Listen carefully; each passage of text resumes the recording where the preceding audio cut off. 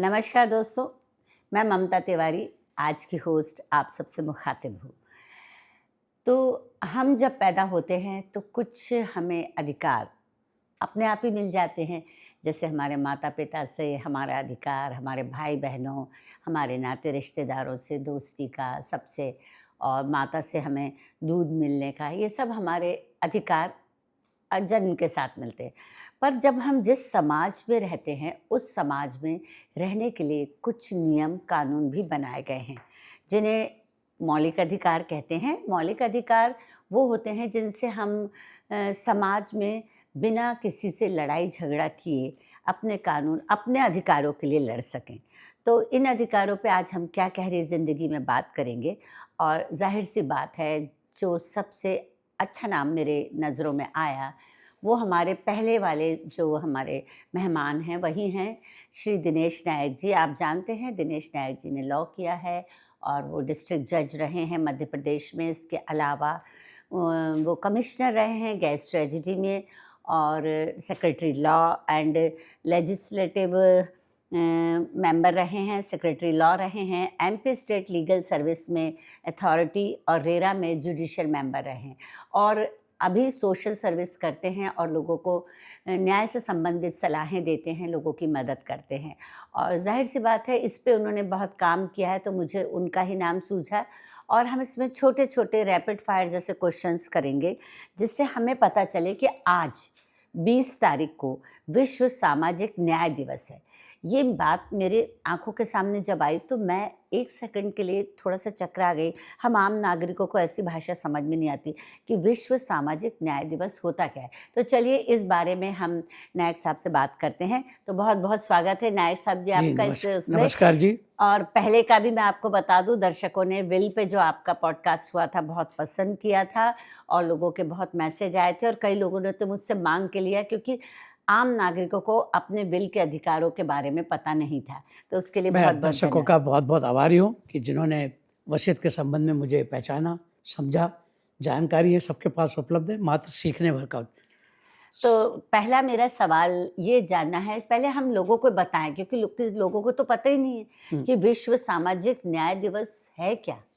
देखिए, पूरा विश्व, पूरा भारत, पूरा एशिया, पूरा रसिया, पूरा अमेरिका, हम सब जो है आपस में जुड़े हुए, हम सब मानव हैं। तो विश्व सामाजिक न्याय दिवस मतलब समाज के रहने वाला प्रत्येक वो व्यक्ति जो इस विश्व में विद्यमान है और उसमें जो उसको प्रत्येक राज्य के द्वारा, चाहे वो यूएस के द्वारा हो या भारत गणराज्य के द्वारा हो या ब्रिटेन के द्वारा हो या रसिया के द्वारा हो, जो उसको कानून के द्वारा अधिकार दिए गए, उनके संविधान के द्वारा जो शक्तियाँ प्रदत्त की गई हैं, एक समाज को जो सामाजिक व्यवस्थाओं को जोड़ने के लिए जो एक प्रणाली गठित की गई है, उसको सुव्यवस्थित बनाने के लिए विश्व सामाजिक न्याय दिवस की स्थापना की कि समाज के प्रत्येक व्यक्तियों को पूरे विश्व भर में अगर उनके साथ किसी भी प्रकार का उनके संविधान के विपरीत कोई कार्य किया जाता है तो उनको न्याय प्रदान हो सके।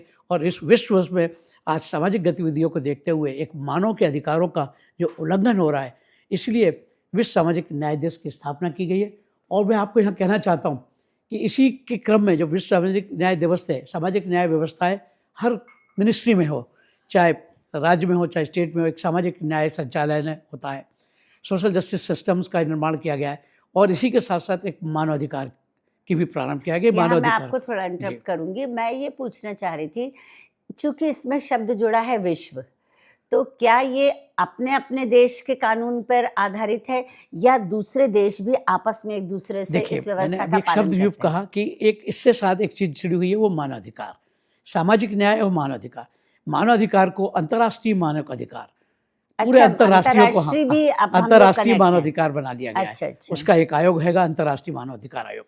उसके बाद राष्ट्रीय मानवाधिकार आयोग का कार्यालय दिल्ली में जो अपने राष्ट्र के लिए है, परंतु अंतर्राष्ट्रीय स्तर पर जो मानवों के साथ अत्याचार होते हैं, तो जो नियम कानून जो राष्ट्रीय बनाए गए हैं वो अंतर्राष्ट्रीय में भी हैं, वो अंतर्राष्ट्रीय में भी हैं, मतलब उन्हीं लोगों के लिए हैं जिनके लिए ये नियम बनाए गए। तो एक देश दूसरे देश के मानवाधिकारों को क्यों मतलब वो करेगा? क्या होता है कि हर देश की व्यवस्थाएं अलग होती हैं। हाँ जी। रसिया की अलग होती है, अमेरिका की अलग होती है, हर देश का सिस्टम अलग होता है। हमारा नागरिक जब वहाँ जाता है तो उसके साथ कुछ सामाजिक व्यवस्थाएं परिवर्तित होती हैं। वो उनसे या तो अपने आप को जोड़ नहीं पाता या समायोजित नहीं कर पाता हाँ, है हाँ। कि हम इस व्यवस्था से कितना जुड़े, जी। और वहाँ वो लोग उस पर दबाव डालते हैं और वो कहते हैं कि नहीं, हमारी व्यवस्था के अनुसार चलो। जहाँ ये देखते हैं कि नहीं, इनके यहाँ की व्यवस्था हमारे यहाँ के व्यवस्था से लोगों को, हमारे यहाँ के नागरिकों को, हमारे यहाँ के मानवों को अव्यवस्थित कर रही हैं, उनके साथ उनके विपरीत जा रही है। तो फिर इन्होंने वो, इसके लिए भी कुछ बनाया होगा संस्था वगैरह, तो जहाँ इसलिए से अंतर्राष्ट्रीय सब उसका मानवाधिकार, पालन हाँ, करते होंगे। अंतर्राष्ट्रीय आयोग में जाएगा। अंतर्राष्ट्रीय स्तर के कोई भी विवाद हो जो अंतर्राष्ट्रीय स्तर पर मानव अधिकारों का उल्लंघन कर रहे हो, चाहे वो भारत के हो या पाकिस्तान के हो। ये दिख रहा है कि भारत पाकिस्तान के साथ, पाकिस्तान भारत के साथ अंतर्राष्ट्रीय स्तर पर मानवता के प्रति कोई दुर्व्यवहार कर रहा है या विपरीत कार्य कर रहा है या रक्षा कर रहा है, तो हम अंतर्राष्ट्रीय जो है मानवाधिकार में जा सकते हैं। वही सामाजिक न्याय का एक अंग है, क्योंकि वो हमारे समाज की, संपूर्ण भारत ही नहीं पूरा विश्व एक समाज में गठित है, इसलिए ये सब पूरे विश्व स्तर पर मनाया जाता तो है। चलिए, विश्व स्तर की नहीं, पहले मैं आपसे जो है राष्ट्रीय स्तर की बात करूंगी, पर पहले मैं ये जानना चाहती हूँ कि ये प्रक्रिया जो आप नॉर्मली आप लोग जो न्यायिक प्रक्रिया है उससे अलग कैसे है? देखिए, न्यायिक प्रक्रिया और सामाजिक न्यायिक प्रक्रिया थोड़ा सा इसलिए अलग है कि जो न्यायिक प्रक्रिया, जो जुडिशियल सिस्टम्स हैं, जो भारतीय दंड संहिता, आईपीसी, सीआरपीसी, एविडेंस, सीपीसी और दुनिया भर के एक्ट, पास्को एक्ट, फलाने एक्ट की जो प्रक्रिया, जो न्यायालय गठित हुए हैं, उनकी प्रक्रिया बड़ी जटिल होती है।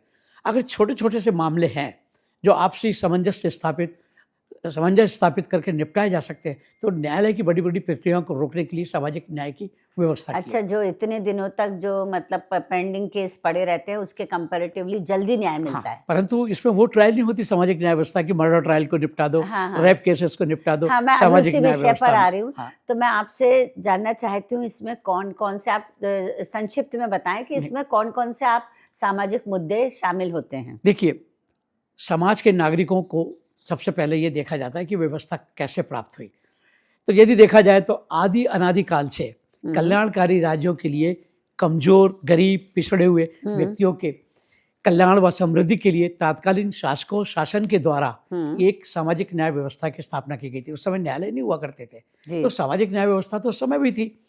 अब पंचायत वगैरह, अब वो सब पंचायत है, ग्राम पंचायत है, उसके बाद हमारे नहीं, वो इससे डिफरेंट हुई ना, क्योंकि वो सरकारी तौर से नहीं होती अब सरकारी, उसको सरकारीकरण किया गया। पंचायत, ग्राम पंचायत बनी, ग्राम न्यायालय बनी, ग्राम न्यायालय डिस्ट्रिक्ट जुडिशरी पहले आपस में ही हो जाता तो था। पहले आपस में। तो हमारी बात यह है कि हमारे मुद्दे कौन से होते हैं? गरीबी होती है, गरीबी है, पिछड़ा वर्ग होता है, बच्चों का होता है, बच्चों के विकास का मुद्दा होता है, ग्रामीण होता है, ग्रामीण क्षेत्रों में विकास का मुद्दा होता है, बेरोजगारी समस्या होती है, गर्भवती महिलाओं के भोजन की व्यवस्था हो सकती है, और स्वास्थ्य की व्यवस्था हो सकती है, पानी की, जल की, सबकी इतनी सारी जो व्यवस्था, तो ये सारी व्यवस्थाएं इसमें आ जाती है। तो मतलब आपके मेन न्यायिक प्रक्रिया में मर्डर वर्डर, अपराध, ऐसे चोरी वगैरह, जो बड़े अपराध है, बड़े बड़े दीवानी सिविल सूट्स हैं, वो तो डिस्ट्रिक्ट कोर्ट्स में जाएंगे। ठीक है, तो हम पहले एक एक करके हम बात करते हैं। अच्छा, हमारा संविधान क्या कहता है इन मतलब नियमों के लिए? संविधान ये कहता है कि भारतीय संविधान में भारत में रहने वाला प्रत्येक नागरिक को फंडामेंटल या मूलभूत अधिकार प्राप्त है। फंडामेंटल राइट मींस समता का अधिकार, शिक्षा का अधिकार, स्वास्थ्य चिकित्सा का अधिकार, भाषण व विचारों एवं अभिव्यक्ति का अधिकार, उसको ये सारे अधिकारों से स्वतंत्र, उसको ये हमने स्कूल में तो बहुत अच्छे से पढ़ा था, रट के हम लोगों ने बोला था कि हमारे मौलिक अधिकार क्या हैं क्या नहीं। पर वास्तविक जीवन में देखा जाए तो क्या हम इन मौलिक अधिकारों में हमें हमारे राइट्स मिल जाते हैं? देखिए, मौलिक अधिकारों में सबसे पहली चीज़ ये कि समय और परिस्थितियों के आधार से परिवर्तन हुआ। जैसे कहते हैं ना, आवश्यकता ही आविष्कार की जननी है। हमारी आवश्यकताएं पड़ी तो हमारे मौलिक अधिकारों को लोगों ने जाना, पहचाना, अवेयर किया गया। हम जब तक अवेयर नहीं होंगे, हमारे अवेयरनेस प्रोग्राम चले। सामाजिक कल्याण विभाग है, एक सामाजिक कल्याण विभाग है जो समाज के कल्याण के लिए कार्य करता है। वो लोगों को प्रोत्साहित करता है कि आपके क्या क्या राइट्स हैं। जैसे आजकल देखिए, लाडली लक्ष्मी योजना है, ठीक है, हाँ जी, ये छोटी सी योजना है, ये सामाजिक न्याय में आती है। अब ये लाडली लक्ष्मी योजना से आदमी कोई वंचित हो जाए, सिविल कोर्ट में जाएगा, यहाँ जाएगा, लंबी प्रक्रिया है, वो संबंधित विभाग के जाएगा, वहाँ पे उनकी ग्रीवांस कमेटी बनी हुई, वो सुनेगी और बताएगी कि हाँ, ये लाडली लक्ष्मी योजना की राशि लेने का प्राप्त है, या उसको राशि मिल गई, वो सामाजिक न्याय प्राप्त हो गया।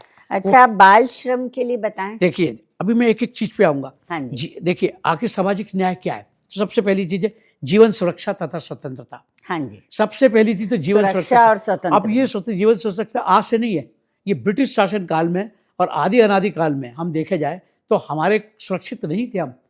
हम लोग बिल्कुल सुरक्षित नहीं थे। अब हम धीरे धीरे समय समय परिस्थितियों के आधार पे हमने अपने जीवन को सुरक्षित किया और हम स्वतंत्रता पे और बढ़े। जब हम 1947 में जब हम देश आज़ाद हुआ तब भी हम ब्रिटिश शासनकाल के अंडर में थे। ब्रिटिशर्स ने हमारी स्वतंत्रता का हनन किया था, हमारे भाषण की, बोलने की, अभिव्यक्ति को निरंकुश किया था। तो वो धीरे धीरे हमने ये महसूस किया कि नहीं, सबसे पहले तो हमको अपने विचारों को अभिव्यक्त करने की स्वतंत्रता मिले। तो ये पहला पॉइंट था। तो पहला था तो क्या है कि जीवन सुरक्षा तथा स्वतंत्रता, उसके बाद विचार तथा अभिव्यक्ति की स्वतंत्रता, हमारे विचारों को और हमारे विचारों को अभिव्यक्त करने की स्वतंत्रता। आज पहले एक ज़माने में हम न्यायिक अधिकारी हैं, हम लोगों को वो अधिकार प्राप्त नहीं थे कि हम अपने विचारों को अभिव्यक्त कर सकें, परंतु राज्य विधिक सेवा प्राधिकरण, जिला विधिक सेवा, अभी भी न्याय सबसे ऊपर है, न्यायाधीश है, सब न्याय ऊपर है, परंतु न्यायाधीश अपने विचारों को अभिव्यक्त नहीं कर सकता था। हाँ जी। अन्य विभागों को ये व्यवस्थाएं दी गई थी कि तहसील न्यायालय वाले ग्रामीण क्षेत्रों में जाएंगे, ग्रामीण के लोगों को बताएंगे कि 5 सालाना खसरा कैसे बनता है, भूमि का सीमांकन कैसे बनता है। जब वहाँ देखा कि ग्रामीण लोगों में विधि के प्रति जागरूकता नहीं थी, समाज में इस बात को, वो समाज के लोग जागृत नहीं थे कि उनको कानूनी अधिकार, राइट्स कैसे मिले, जन्म प्रमाण पत्र कहाँ मिलेगा, मृत्यु प्रमाण पत्र कहाँ मिलेगा, 5 सालाना खसरा मिलेगा। तो ये सामाजिक न्याय की व्यवस्थाओं से, वो समाज से जुड़े हुए लोगों को सामाजिक न्याय नहीं मिल रहा था। हर आदमी डिस्ट्रिक्ट जुडिशरी, जिला जुडिशरी नहीं जाएगा। अच्छा, सबसे महत्वपूर्ण जो पॉइंट है जिस पे आप आए, समानता का अधिकार क्या होता है? समानता का अधिकार ये होता है कि हम कानून के लिए सब समान हैं। जो राइट्स हमको प्राप्त हैं, भाषण की अभिव्यक्ति, वो हर व्यक्ति को प्राप्त है।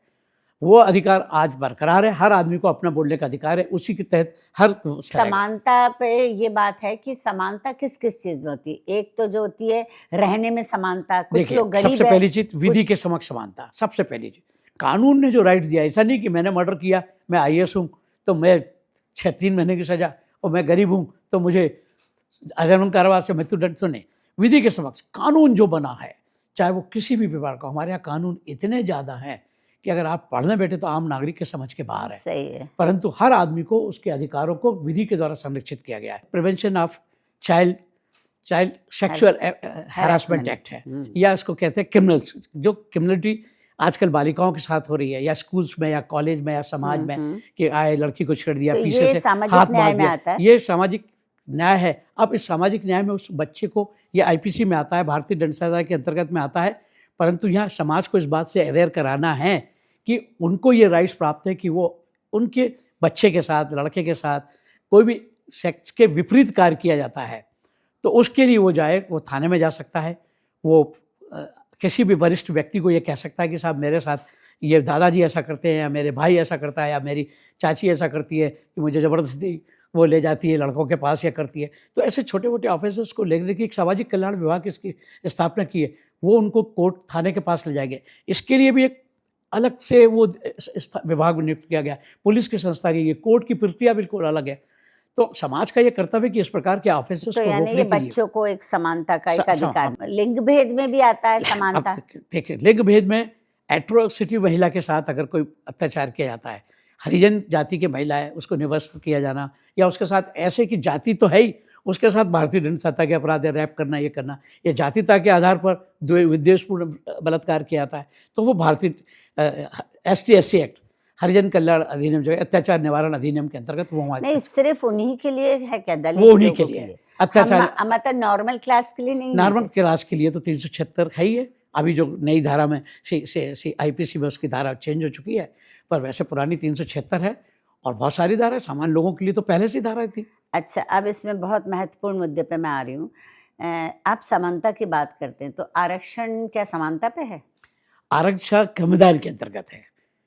आरक्षण जो संविधान में, मैंने आपसे कहा ना कि हमारे मूलभूत अधिकारों को क्या है वो संविधान के अंतर्गत? संविधान में जो आरक्षण निर्धारित किया गया है कि इतने प्रतिशत होगा, वो समय और आवश्यकता के अनुसार किसके लिए होगा, कितने सभी कास्ट के लिए है। वो तो हर बार जाति के आधार पर, जातिता के आधार पर है। ये हमारा शुरू से जाति के आधार पर, शुरू जातिता के आधार पर, मतलब हमारे आर्थिक उस पर या मानसिक उस पर नहीं है। आर्थिकता के आधार पे भी कुछ समाज में कुछ अभी कार्य शुरू हुआ है और है। जैसे कोई ज़रूरी नहीं कि अगर हम दलित नहीं हैं, हाँ, और हमारे कुछ समाज में जो है जनरल क्लास के समाज में गरीब तबके के लोग हैं, लेकिन वो आगे पढ़ना चाहते हैं और वो बुद्धिमान हैं लेकिन बढ़ नहीं रहे, पर दलित समाज को वो मिल रही है तो सुविधा। हमें समाज के लिए में उनकी व्यवस्था की गई है।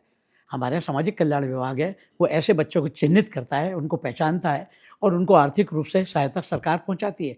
है ना, समाज के लेकिन ये हम लोग आर्थिक को शायद आय, पता नहीं होता है। पता नहीं है, आमदनी है सबको, आजकल बहुत सारे लोग अवेयर हैं और लोग इसका बहुत ज़्यादा फायदा उठा रहे हैं, फायदा उठा रहे हैं। ये अपना गरीबी प्रमाण पत्र, गरीबी रेखा के नीचे का एक प्रमाण अच्छा, पत्र, गरीबी प्रमाण गरीबी रेखा से नीचे एक आय निर्धारित की गई, इतने आमदनी है, कुछ क्या बीपीएल, हाँ बीपीएल, वो हाँ वो उसके रेखा के नीचे वाले। दूसरी चीज ये देखिए, आपने एक बात उसमें सारी जातियां 25% गरीबी रेखा से नीचे वाले, वहाँ जातिता नहीं है, एक प्राइवेट स्कूलों को मान्यता दे दी गई है। हाँ जी, हाँ। ये भी दी है, तो यही समाज के लोगों को दी। सरकार जो भी कर रही है, ऐसा नहीं है, सरकार के पास भी बहुत बर्डन है, बहुत सारी समस्या है, उसको पूरे को लेकर चलना है। मैं अभी भारत के आधार पर बता रहा हूँ, दूसरे देश में तो ये व्यवस्था नहीं है, वहाँ तो सब बराबर है। हमारे देश में क्योंकि हमारे यहाँ पिछड़े लोग, पिछड़े पिछड़ापन बहुत था, हमारे यहाँ पे दलितों को दबाया गया, जातिता थी नहीं, हमारे कर्म के आधार पर जाति बनी है। हमने जो काम किया, हमने पूजा पाठ करे, ब्राह्मण बन गए, किसी ने साफ करी वो हरिजन बन गया, किसी ने जूते चप्पल बनाए उसको शूद्र हो गया, वो ऐसी उपाधियां बनी। तो हम लोग हैं तो सब एक ही। दूसरी जगह ऐसा है कि जो है वो एक ही जाति के थे, एक ही कम्युनिटी को मानने वाले थे, इसलिए वह जातिता के आधार पर विभाजन नहीं हुआ।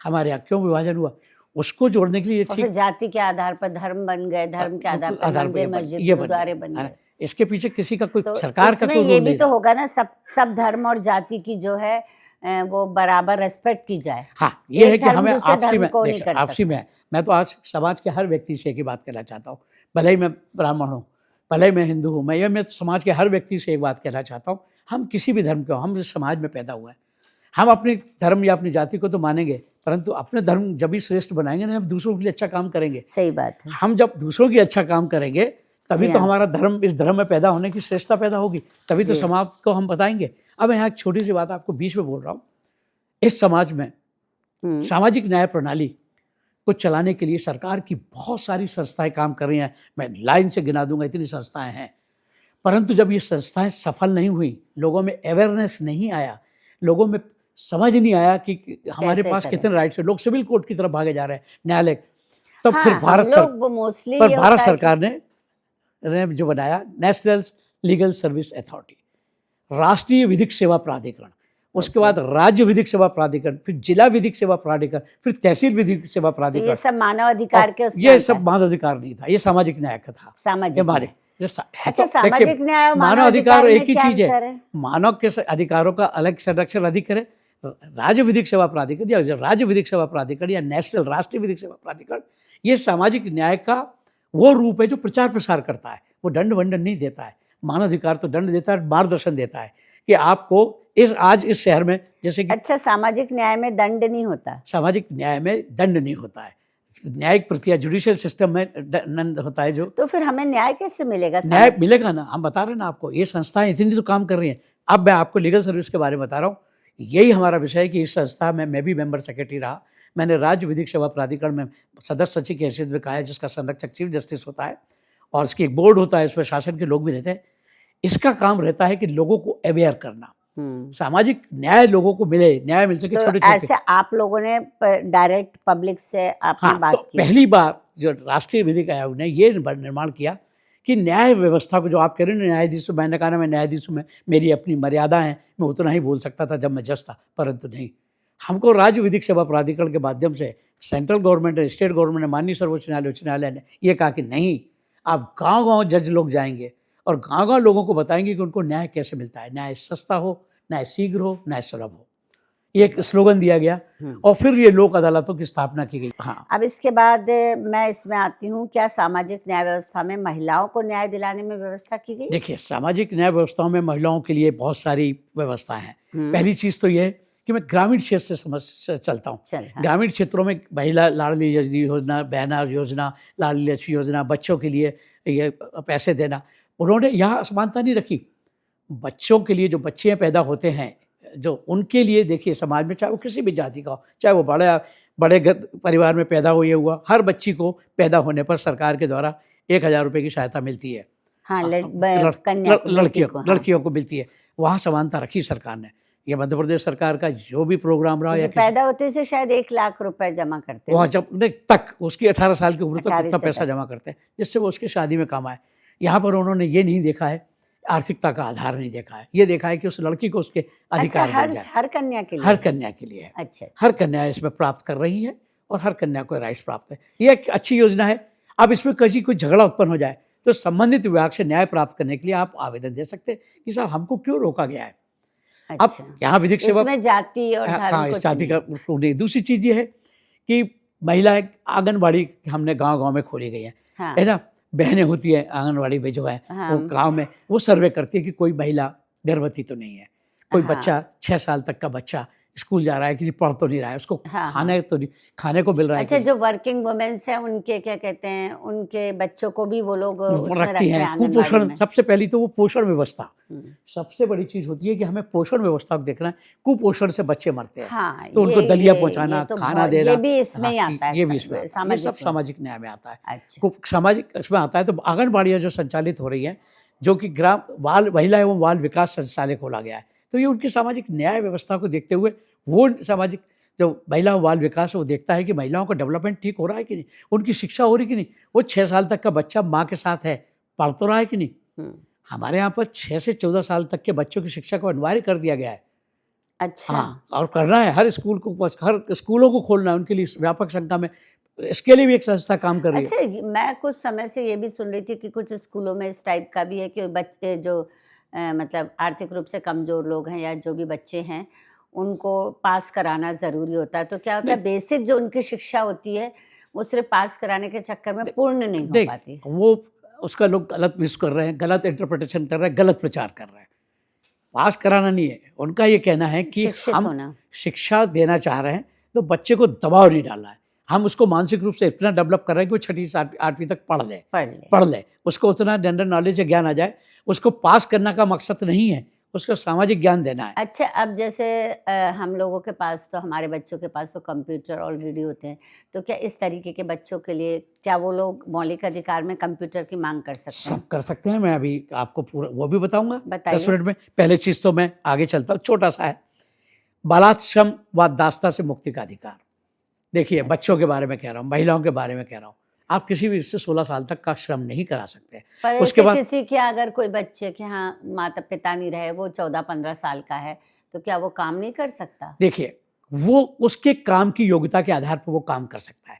15-16 साल का बच्चा है, वो जो काम अपने घर में कर सकता है, अपने पिता के लिए वो काम वो कर नहीं, सकता वो है। काम नहीं, हाँ। जैसे पिता माता नहीं रहे या माँ नहीं जा सकती बाहर, तो क्या वो बाहर जाके तो काम करके काम पैसा कर नहीं कमा सकता है, वो सकता? अपनी सक्षम था, वो सक्षम है कि नहीं। आप उससे कहो कि गैस सिलेंडर उठा, पत्थर कीट, हाँ हाँ, वो पर ये ऐसे एक-एक बच्चे पे थोड़ी निगरानी रखी जा नहीं, सकती ना। निगरानी नहीं रखी जा सकती है। परंतु मैंने आपसे कहा ना, ये सामाजिक न्याय है।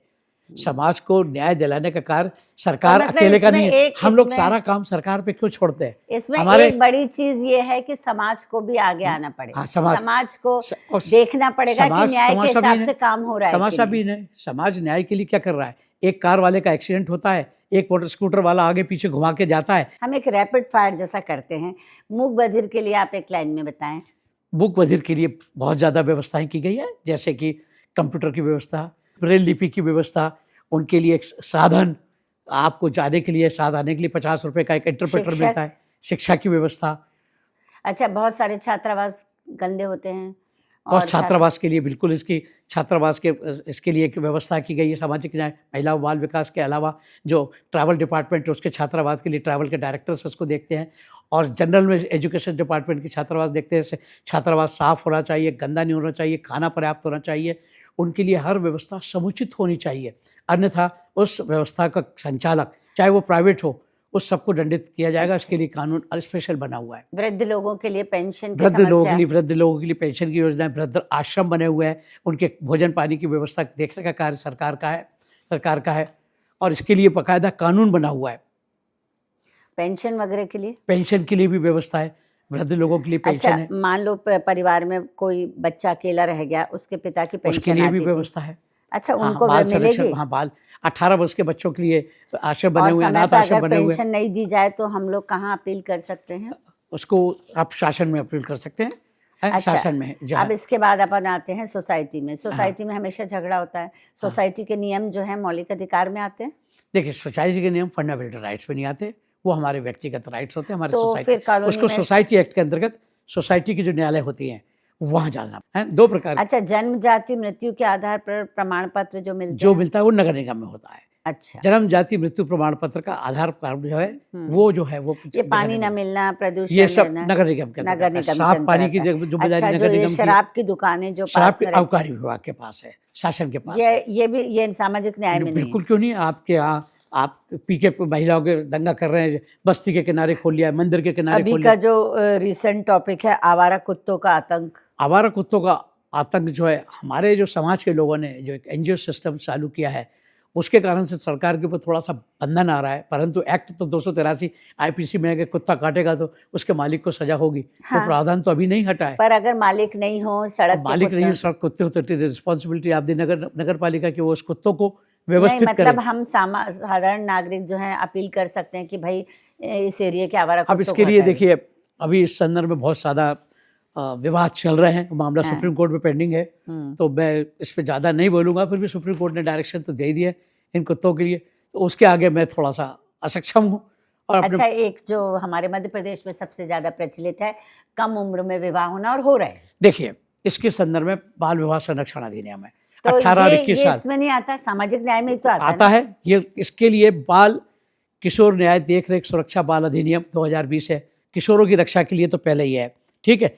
दूसरी चीज़ ये है कि बाल विवाह को रोकने के लिए बहुत ज़्यादा कानून बने। इसके लिए अगर बाल विवाह में आप शामिल हुए हैं और हर आदमी जानता है कि नाबालिग है, इसके लिए कायदा दंड का प्रावधान है। ऐसा विवाह कानून शून्य है हिंदू लॉ के अंतर्गत। हाँ। इस विवाह को कोई मान्यता प्राप्त मान्यता नहीं नहीं है। है। माता पिता जो विवाह करा रहे हैं, पंडित जो जानकार है ये विवाह करा रहे हैं, ये सब दंड के धारी है। इसके लिए एक्ट बना हुआ है, बाल विवाह प्रतिशोध अधिनियम, उसके अंतर्गत दंड है और इसके लिए क्रिमिनल केस चलेगा। अच्छा, जैसे आप जैसे मतलब दलित लोगों के लिए, मतलब जैसे SC ST इन सब के लिए जैसे नियम है, वैसे ही कड़े नियम जो हैं निःशक्त जनों के लिए भी हैं। देखिए, निःशक्त जनों के लिए बहुत ज़्यादा सुविधाएं दी गई हैं। उनको भी मैंने कहा ना, जो निःशक्त जन में मूक है, बधिर है, निःशक्त लोगों का जो है उसके लिए अलग से एक कानून बना गया है। मैं आपको 2 मिनट में थोड़ा विस्तार से बताता हूँ। निःशक्त लोगों के लिए बहुत मूक बधिर दृष्टिबाधक को ITI व शिक्षण संस्थानों में प्रवेश के लिए सुविधाएं दी गई अभी हैं। हाल ही में, चलिए मैं आपको बधाई भी दे दूं, अभी हाल ही में मुझे पता चला, शायद आज की न्यूज़ है कि एक दृष्टिबाधित महिला जज बनी है। जज बनी है। हाँ। तो उसके लिए इनको सांकेतिक भाषा व ब्रेल लिपि के शिक्षक उपलब्ध कराए जाते हैं। दूसरी चीज़ है, छात्रावास बहुत गंदे होते हैं इन लोगों के निःशक्त जनों के लिए, उसको साफ सफाई की व्यवस्था होनी चाहिए। कंप्यूटर उपलब्ध, तो आपने जैसा कहा कि कंप्यूटर उपलब्ध होते हैं, उपलब्ध हैं, व्यवस्था की गई संस्थान में, परंतु उनको चलाने वाला और उनको ज्ञान देने वालों का अभाव है। तो इसलिए सामाजिक न्याय व्यवस्था में थोड़ा सा इन लोगों के साथ ये होता है कि इनको समझाने वाला कोई नहीं, क्योंकि इनको समझाने के लिए आपको आना चाहिए। तो हाँ, इसकी संख्या को देखने के लिए शायद NGO को प्रमोट करते हैं कि वो लोग आगे आएं, और उनको आगे सरकार वो करती है, उसका भी जो लोग प्राइवेट गलत NGO फायदा जो काम उठाते कर हैं। रहे हैं, बड़े बड़े फिल्म स्टार्स इस योजना में काम कर रहे हैं, बड़े बड़े उद्योगपति समाज से भी लोग काम कर रहे हैं। मतलब ये जो आपकी ये विश्व सामाजिक न्याय दिवस है, इसमें NGO आते हैं, NGO आते हैं, है ना, इसमें सहयोग के लिए आते हैं ना, न्याय प्रदान करने में सहयोग कर रहे हैं ना। अब जैसे आप कह रही ना, सभी तरीके के लोगों को आप पेंशन तो निर्धारित हो गई, मिल नहीं रही है, तो ये भी सामाजिक न्याय में संबंधित विभाग जो पेंशन कर रहा है, हर जगह आजकल एक सूचना का अधिकार खोल लिया गया है और एक अधिकारी बैठा हुआ है जो विवाद का समाधान करता है। हाँ, मतलब हम जानकारी ले सकते हैं, ये सूचना का अधिकार भी मौलिक अधिकार इसी में आ रहा है, सब हमारे राइट्स हैं। अब जैसे सभी तरह के यंत्र नहीं दिए गए।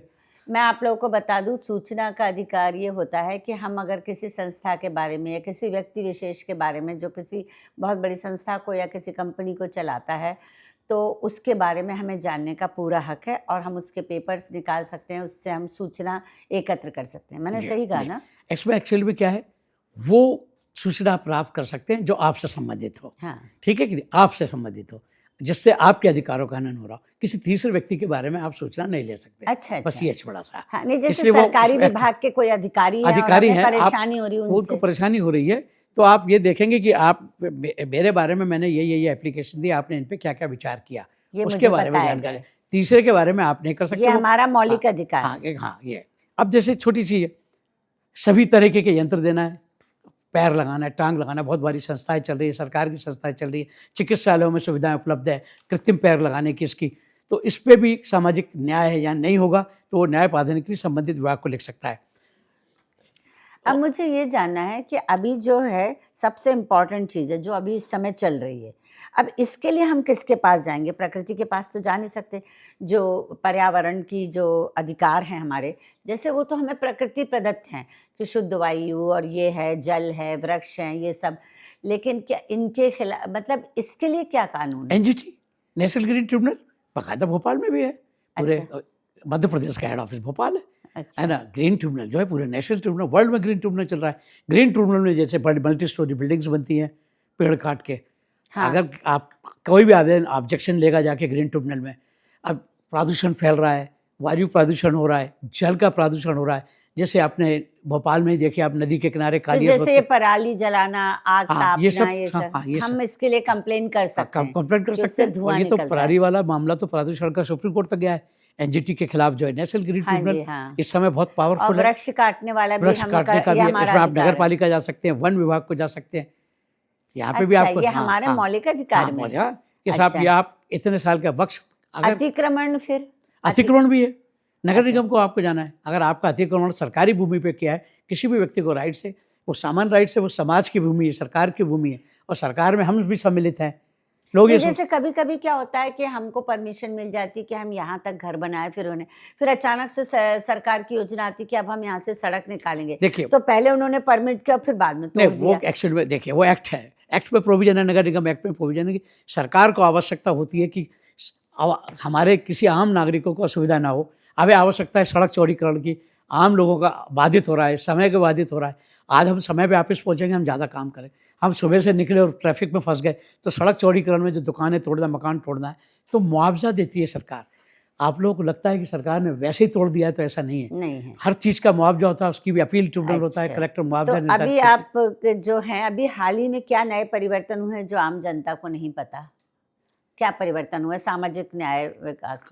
देखिए, सामाजिक न्याय में तो हर चीज़ में, चाहे वो सरकारी सेवा हो, कर्मचारी का स्थायीकरण नहीं हो रहा हो, पेंशन के समय पे लाभ नहीं मिल रहे हो, हाँ। रिटायर अधिकारियों को पेंशन नहीं मिल रही हो। अच्छा, ये कभी ये जो चला है, ये भी क्या मौलिक अधिकार में है क्या? जो सरकारी जो रिटायरमेंट है, रिटायरमेंट जो होता है, हाँ, जो उम्र का जो हाँ, है, हाँ। सब लोगों का अलग अलग है, हर हाँ। विभाग का अलग अलग है, तो क्या ये समान नहीं होना चाहिए? नहीं, ये समानता का काम चल रहा है, हर स्टेट बाय स्टेट है।